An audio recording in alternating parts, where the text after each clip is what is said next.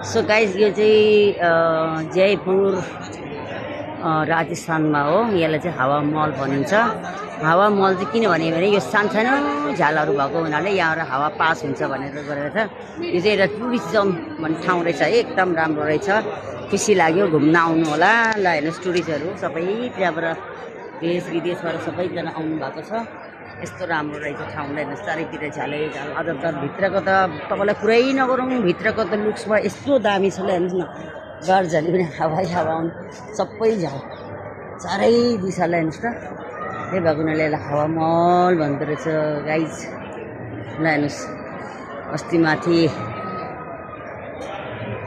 ल हेर्नु हावा महल यस्तो दामी रहेछ, यस्तो ब्युटिफुल रहेछ। ल हेर्नुहोस्, सबै माथि चोटासम्म, त्योभन्दा माथि पहुँचुमा त भर्याङहरू चाहिँ अलिक सुरुङ अलिक सानो रहेछ है। तिन दरबार हो, अब सुरक्षितको लागि गरे हो। अब मोटो मान्छे चाहिँ छिर्न अलिक गाह्रो पर्छ गाइज।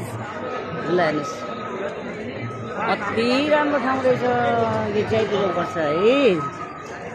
ल thank you guys, thank you for watching.